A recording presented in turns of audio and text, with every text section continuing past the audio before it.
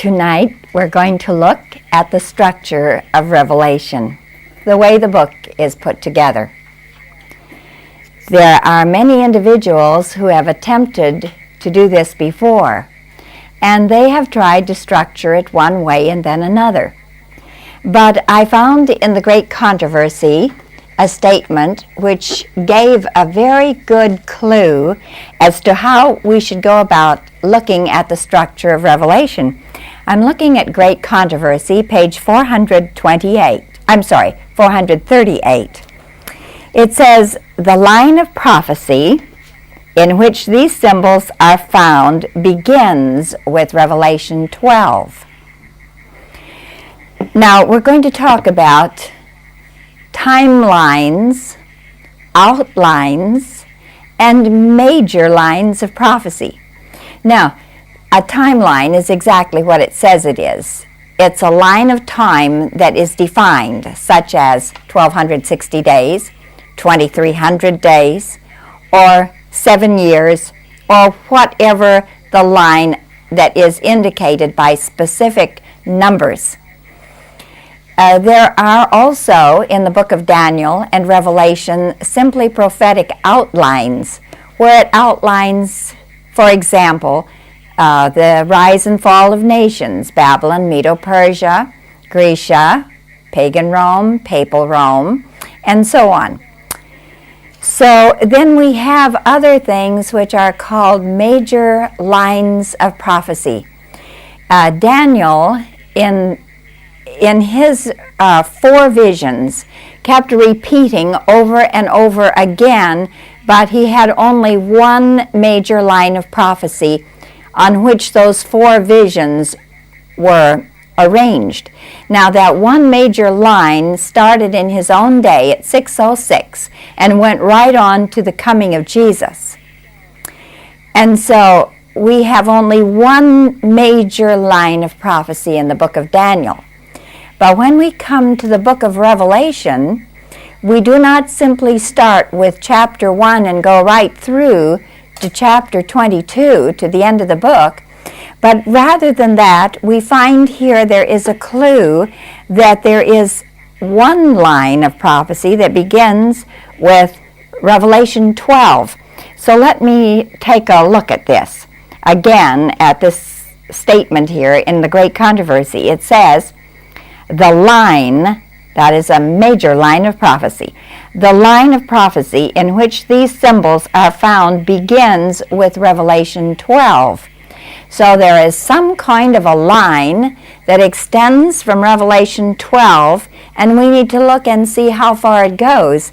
And by a simple reading of the Bible, Revelation 12, 13, 14, 15, as I did, I was trying to find where that line would end. And I found that it took me clear over to the end of the book. So then I wondered what to do with Revelation 1 through 11. So we're going to look at this today and see how this works. It says that it begins with Revelation 12, and then it says it begins with the dragon that sought to destroy Christ at his birth. The dragon is said to be Satan. All right, now it's beginning with Satan, the dragon. But I have made a little chart here, which I thought would be helpful to us as we trace this major line of prophecy all the way through from Revelation 12 clear over to the end of the book. Then we'll back up and then we'll go and consider chapter 1 through 11. I'm going to work with you mainly with the chart. And so we are going to look now at the top of the chart. What it says here, the title, is the 2 major lines of prophecy in Revelation. Now we're going to study the first line, the one that we have been given a clue to here in Great Controversy. We're going to look at this line first, and we're going to call it line 1 because this is where we get the clue first to know how to do this. line 1, it says it starts with Revelation 12, and it begins with the dragon, Satan. Now, this is the great red dragon, and he has 7 heads, and it says his tail drew a third part of the stars from heaven. Here are the stars up here in the chart. A third part of the angels were cast down to the earth. Now, if you want to read that, we'll come back over here to Revelation 12, where it says, verse 4, his tail drew the third part of the stars of heaven, and did cast them to the earth. It also says in verse 9, the great dragon was cast out, that old serpent called the devil and Satan, which deceiveth the whole world. He was cast out into the earth, and his angels were cast out with him.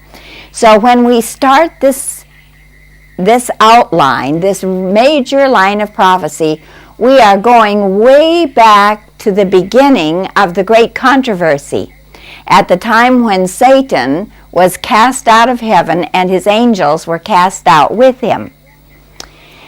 Then, as we go further into the book of Revelation, it tells us that there was a woman who brought forth a man-child. And that is in verse 5, she brought forth a man-child, and her child was caught up unto God and to his throne.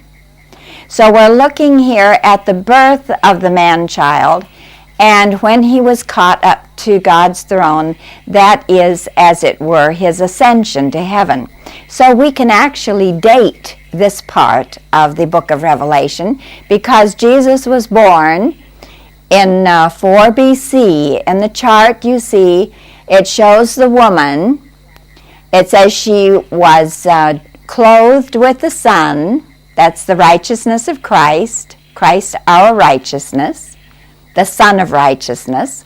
She was clothed with the sun, and she had the moon, the promises of God, under her feet, and around her head 12 stars. And she brought forth the man-child. Now that bringing forth of the man-child, we date it at 4 BC. And also, he was caught up to his throne 31 AD. Now, this is a good thing that we can begin to date this line of prophecy, and this is where we begin here with the great rebellion in heaven, moving fast forward right here to the birth of Christ, the man-child, and then immediately in verse 6 it says, the woman fled into the wilderness, where she hath a place prepared of God, where they should feed her there 1,260 days. So here we have the woman fleeing into the wilderness from 538 to 1798. That's AD. You see, this has moved, in this chapter, it has moved fast forward from the rebellion right to the birth of Christ, the ascension of Christ, right down immediately to the woman in the wilderness, and has carried us right through the whole 1,260 years.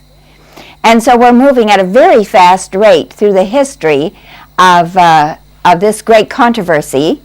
And then we come down in verse 17, and it says, the dragon was wroth with the woman, and went to make war with the remnant of her seed, which keep the commandments of God and have the testimony of Jesus Christ. Now this has moved us, by verse 17, clear down to the remnant. Now a remnant, of course, is the last part of anything, the last piece of cloth on the bolt, or the last part of whatever is left over. And so it says that this remnant that keep the commandments and have the faith of Jesus, that they are brought forth, and that brings us, we know that the church emerged out of the wilderness and began to be formed in 1844. But it also tells us that the dragon was wroth with the woman and went to make war with her. The war part of this is still ahead. He has been making war against commandment keepers, but this war will escalate and continue on